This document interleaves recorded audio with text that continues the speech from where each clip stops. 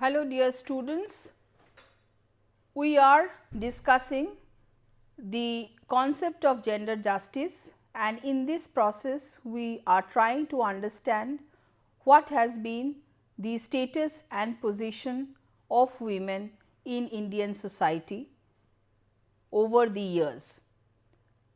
What we said previously is that if one looks from the early Vedic period onwards, there one sees a shift in the position of women, where initially it started with the perception of equality of the sexes. With the later Vedic period and especially the medieval period, the rights of women were suffered its greatest setback with different types of ills or evils entering into the system and women being victims of the same.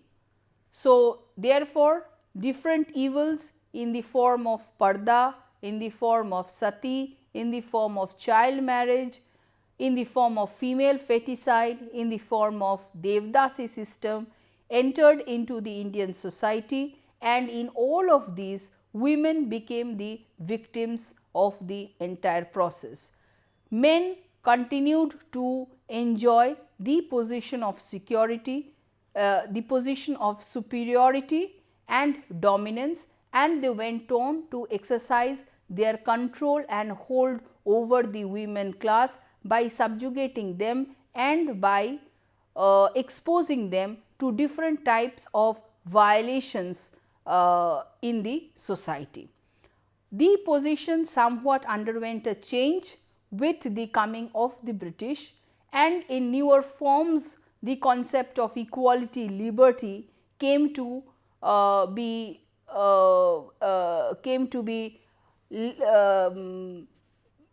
laid down or spread across the society, and many of the British laws tried to end the various types of evils which the society was exposed to, and the basis of change was initiated. Once India became independent, the situation was somewhat different, with our own set of laws which came to have an old and which came to establish the premise on which the rights were to be secured to the people of the country. So, we have the Indian Constitution which enshrined the principles of equality, liberty and social justice.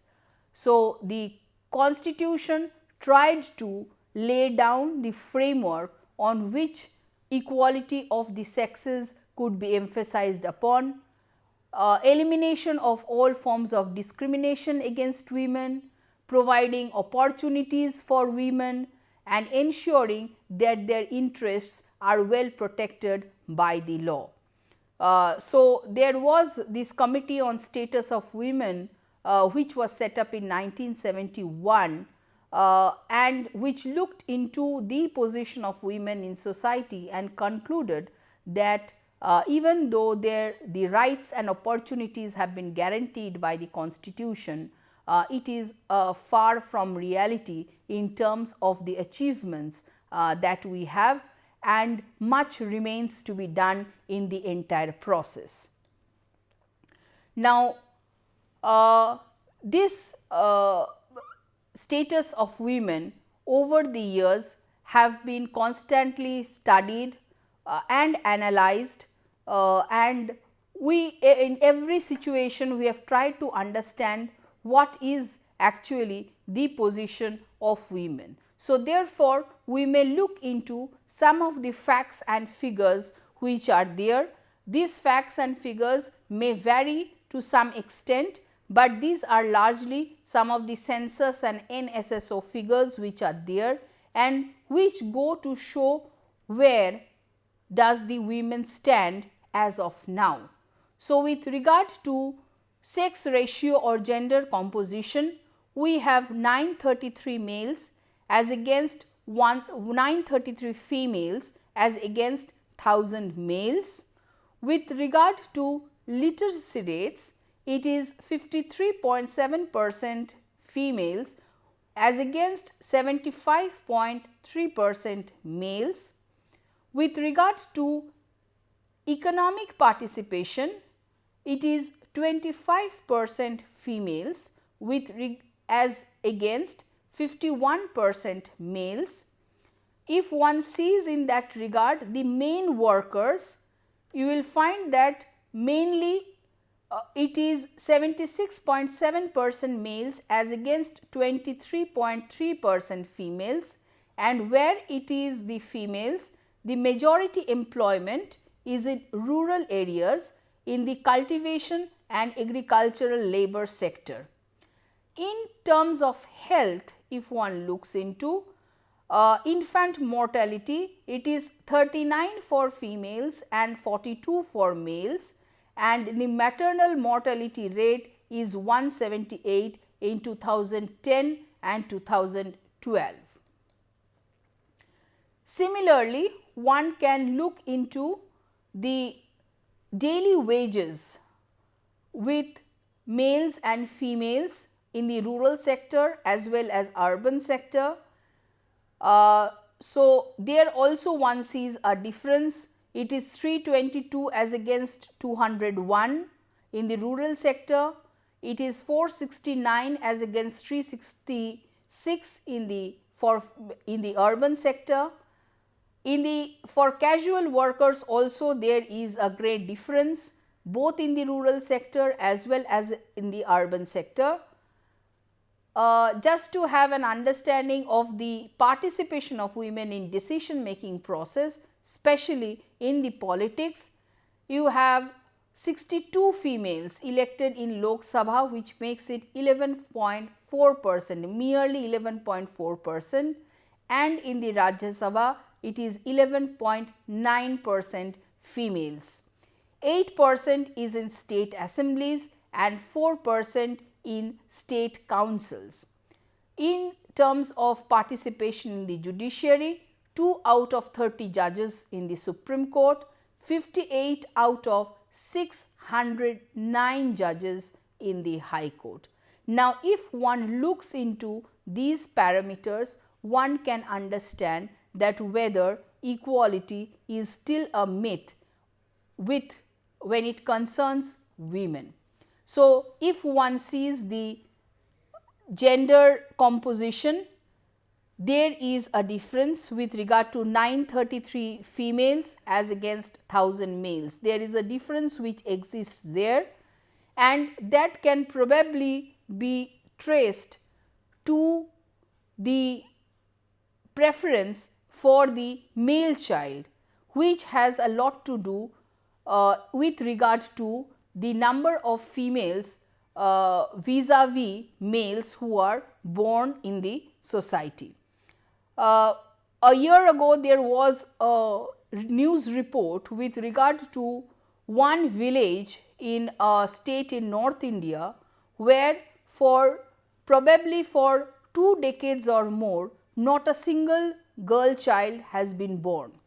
This has nothing to do with the natural process, but is more of a artificial process where intentionally and willfully the girl child is made to die even before birth, and therefore it affects the gender composition in society.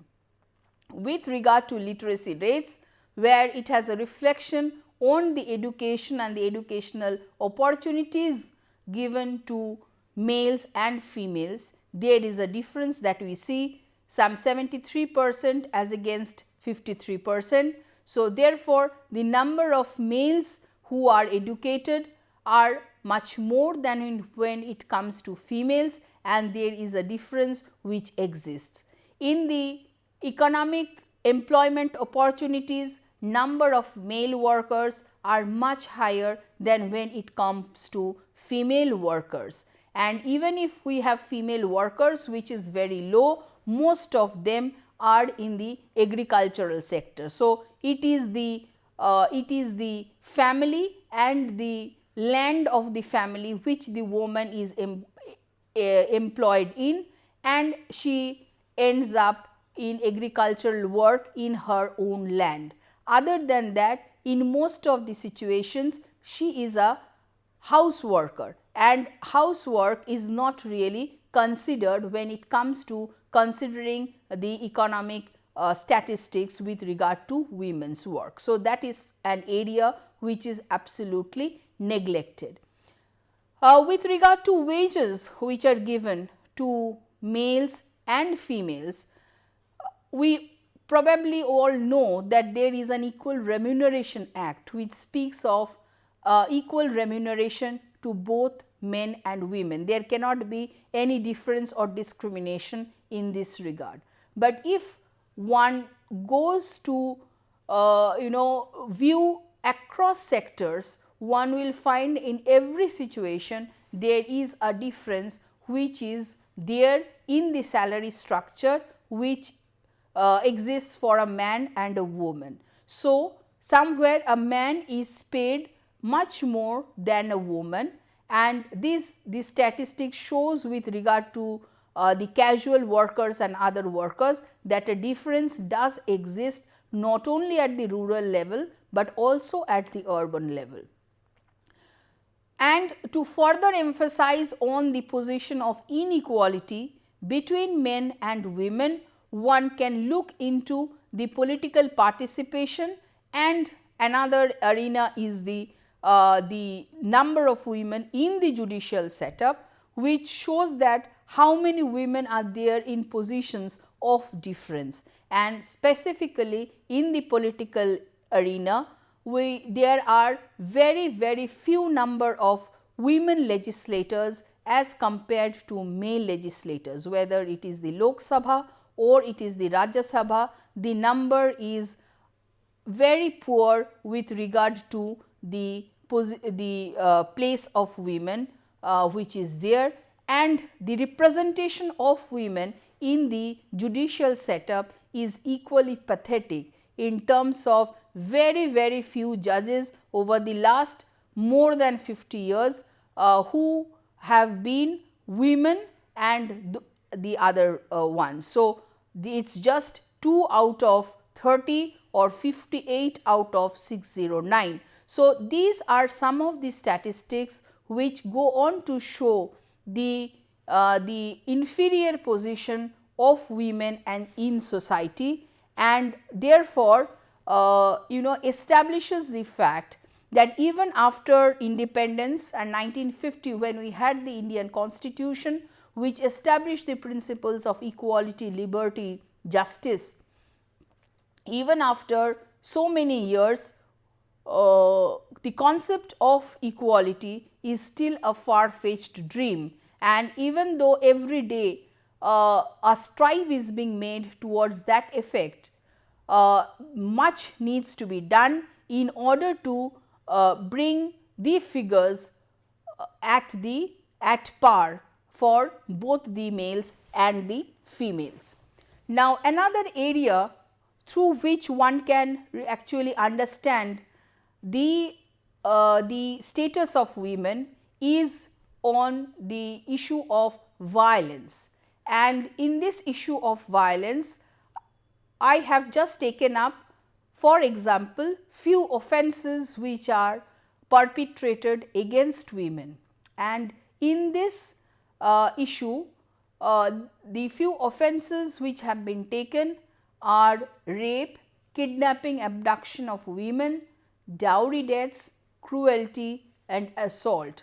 These are all offences which find mention in the Indian Penal Code 1860, and these are offences which are specifically against women, and in each of these offences over the years, one thing which strikes is the increasing numbers.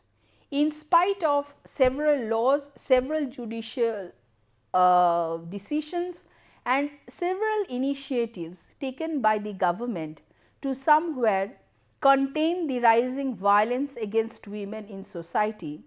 Unfortunately, the numbers have only increased over the years, and today a woman, whether at home or in the workplace or in the roads or in some other place, is not safe. In a sense, at every place she may become a victim of certain types of violence. So, in last few years we have had numerous instances of rape being perpetrated, of kidnapping and abduction of women, of several women being sexually assaulted who were workers of BPOs and IT companies. So, at each point of time she is subjected to various types of violence, and this is a reflection of the position of women in society, that the society or the state is unable to ensure the safety of women, whether at home or outside.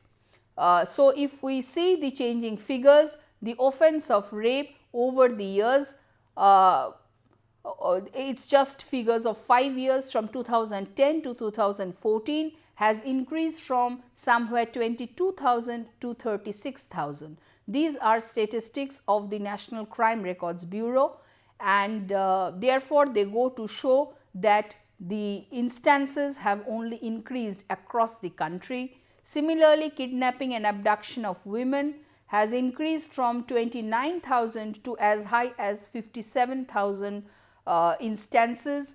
Dowry deaths, somewhere there are very stringent laws which are in existence, but even in spite of that, some 8,300 cases to 8,400 cases in 2014. The issue of cruelty against women has again become a very significant issue with regard to domestic violence being perpetrated against women. Instances as high as 94,000 in 2010 to 2014 in it was 1,22,000, and similarly cases of assault of women from 40,000 to 82,000. So, therefore, it is a case of rising crimes against women and a situation which shows that not only with regards to other aspects, whether with regard to health or with regard to education, etc., where the girl child or the woman is a victim, but with regard to the society perpetrating gender specific violence against women, there also women become major victims. And therefore, the various issues which exist, sex selection and birth, early marriages, neglect, abuse of women, bias and discriminatory practices, lack of autonomy in matters of education, health, nutrition, reproductive health, marriage, employment. In all spheres, what one can find is a serious issue of gender discrimination and the consequent gender inequality which exists in society. So, therefore, once we have understood this aspect of the existing inequalities and discriminatory practices which are existent in society, we can understand or now embark on an understanding of what is gender justice. Now, it is very difficult to give a definition for that matter of the concept of gender justice, but what it basically stands for, what does the notion of gender justice stands for? As we understand, justice somewhere indicates equality, fairness, absence of bias, absence of discrimination. So, gender justice basically attempts to end the inequalities which exist between men and women, and then these inequalities are at every stage of the society, at every level it is produced and reproduced, whether in the family, the community, the marketplace or the state. So, at whatever level that one sees, one finds that there are different strains of inequality which are existing, and the concept of gender justice exactly attempts to address that inequality which is existing in the society. It means also that no one may be denied justice or discriminated only because of one's gender. Here, gender referring to the sex of a person. So, when we speak of gender justice, it means that there should be not only an equality, but there should not be any sort of a discrimination, any sort of a denial of rights of a person, and such denial, such discrimination being based on the sex of a person. Just because somebody is a woman, one cannot be denied certain thing.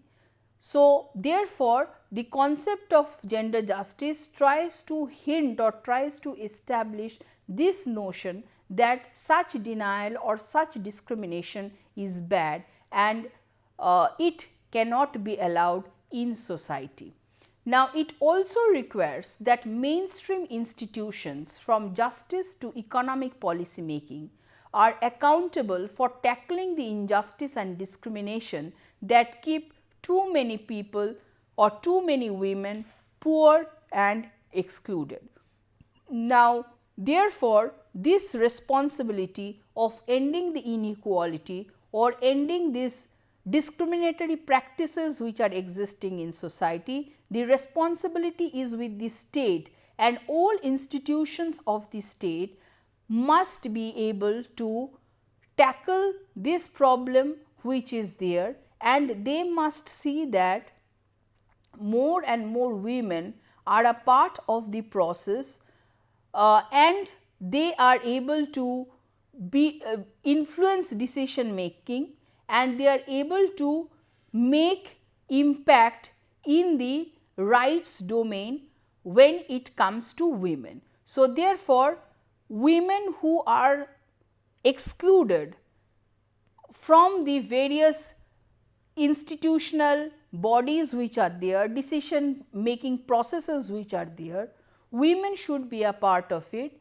and they are to be integrated in the system whereby the existing injustice, existing inequalities, existing discriminatory practices can be done away with. So, therefore, gender justice is a sort of a notion which has developed in present times, which tries to address this issue of inequality which is existent in society, and tries to do away what may be the means to do away with the inequalities and the discriminatory practices which are there. Now, this gender justice was identified as one of the Millennium Development Goals of the United Nations, which has set up the key to achieving gender justice. What has to be done to achieve gender justice?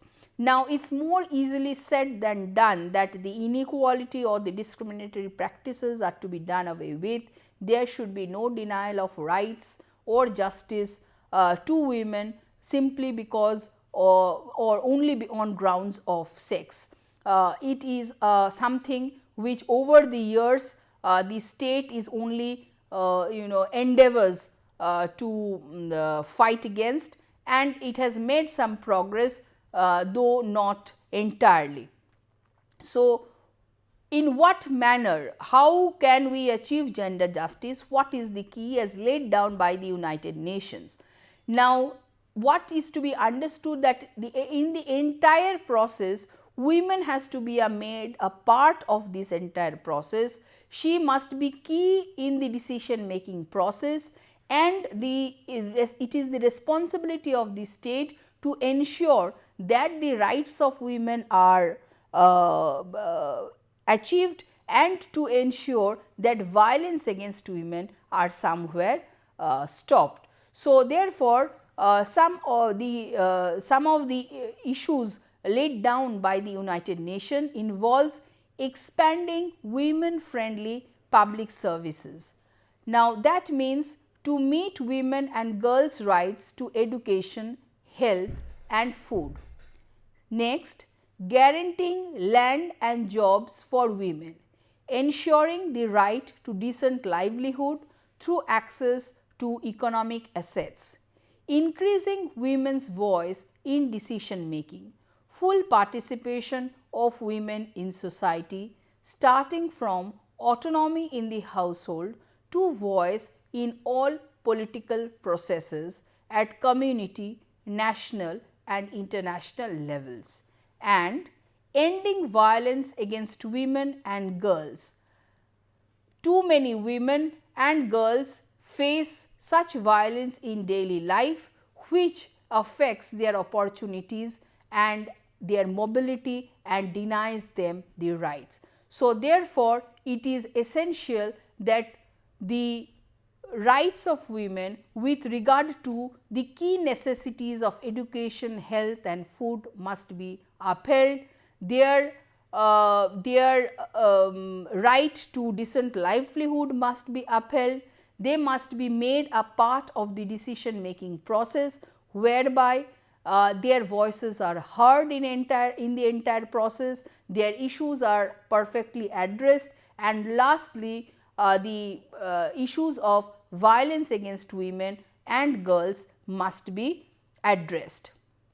So, therefore, gender justice, when we speak of, there are two aspects of it, the rights aspect and the aspect of violence against women. When we speak of rights, the rights with regard to education, rights with regard to employment, with regard to health, with regard to economic resources and with regard to political participation or participation at all levels in decision making process, all these rights must be ensured with regard to women.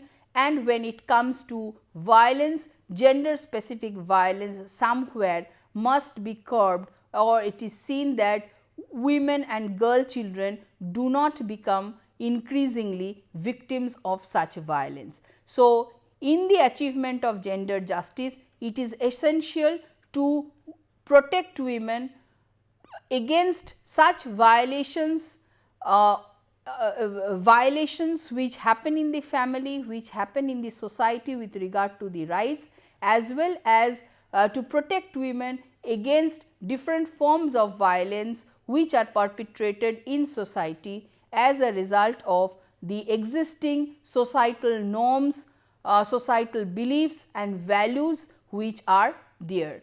So, it is very important that all of it must be broken down, the barriers must be broken down, the capabilities of women should not be judged on the existing societal norms, societal beliefs, but there should be appropriate value and recognition of her place in society, whereby she is seen as equal to man in all respects and matters. So, therefore, that is the concept of gender equality which we are trying to bring about, and where there are a lot of challenges entailed therein.